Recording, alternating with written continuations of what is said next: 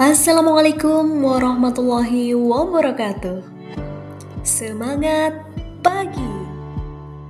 Salam sejahtera untuk kita semua. Saya Linda Novitasari, mahasiswa PPG Prajabatan IPA Gelombang 1 tahun 2023 Universitas 11 Maret. Pada video ini saya akan mengulas koneksi antar materi, strategi pembelajaran berdiferensiasi pada topik 3 mata kuliah pembelajaran berdiferensiasi. Yang pertama, saya akan memaparkan definisi strategi pengajaran. Strategi pengajaran adalah teknik, metode, atau perencanaan edukasional mengenai kegiatan atau interaksi kelas agar pembelajaran dapat efektif dan dapat mencapai target pembelajaran yang disiapkan pengajar sebelum mengajar.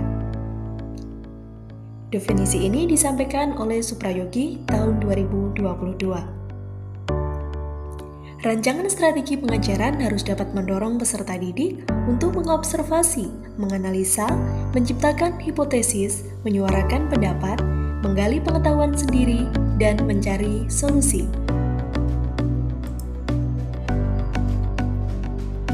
Macam-macam strategi pengajaran.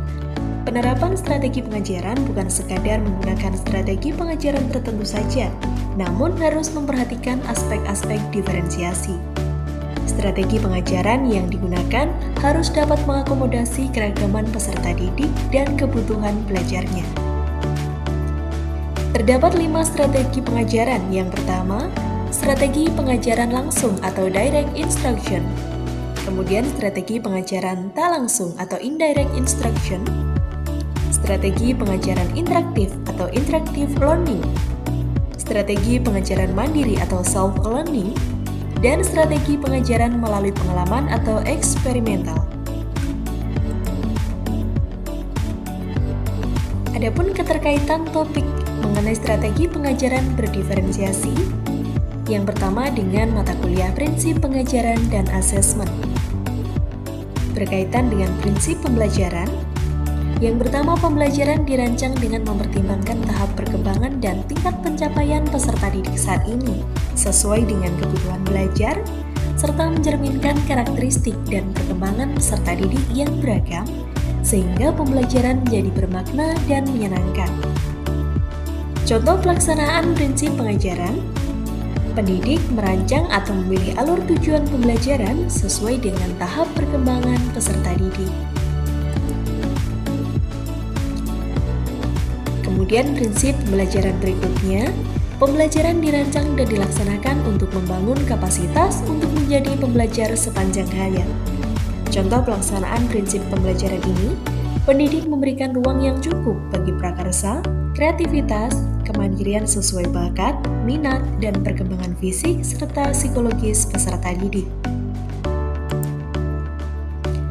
Prinsip pembelajaran berikutnya, proses pembelajaran mendukung perkembangan kompetensi dan karakter peserta didik secara holistik. Contoh pelaksanaan prinsip pembelajaran, pendidik menggunakan berbagai metode pembelajaran yang bervariasi dan untuk membantu peserta didik mengembangkan kompetensi, misalnya belajar berbasis inquiry, berbasis proyek, berbasis masalah, dan pembelajaran terdiferensiasi. Selanjutnya, keterkaitan dengan prinsip asesmen. Salah satu prinsip asesmen disebutkan bahwa asesmen merupakan bagian terpadu dari proses pembelajaran, fasilitasi pembelajaran, dan penyediaan informasi yang holistik sebagai umpan balik untuk pendidik, peserta didik, dan orang tua atau wali agar dapat memandu mereka dalam menentukan strategi pembelajaran berikutnya. Contoh pelaksanaan prinsip asesmen, pendidik menguatkan asesmen di awal pembelajaran yang digunakan untuk merancang pembelajaran sesuai dengan kesiapan peserta didik. Selanjutnya, keterkaitan dengan mata kuliah pemahaman tentang peserta didik dan pembelajarannya. Keterkaitan strategi pembelajaran berdiferensiasi dengan mata kuliah pemahaman tentang peserta didik dan pembelajarannya berhubungan dengan bagaimana guru memahami keberagaman karakteristik peserta didik dan tahap perkembangannya, serta berbagai teori belajar untuk menentukan strategi pembelajaran yang sesuai dengan kebutuhan belajar peserta didik. Kemudian keterkaitan dengan mata kuliah pembelajaran sosial emosional.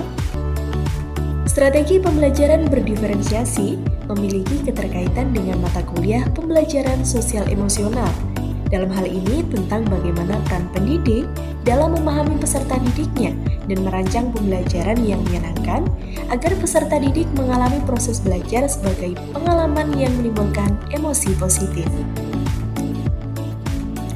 Demikianlah ulasan koneksi antar materi mata kuliah pembelajaran berdiferensiasi pada topik strategi pembelajaran berdiferensiasi. Terima kasih telah menyimak. Semoga bermanfaat dan menginspirasi. Wassalamualaikum warahmatullahi wabarakatuh.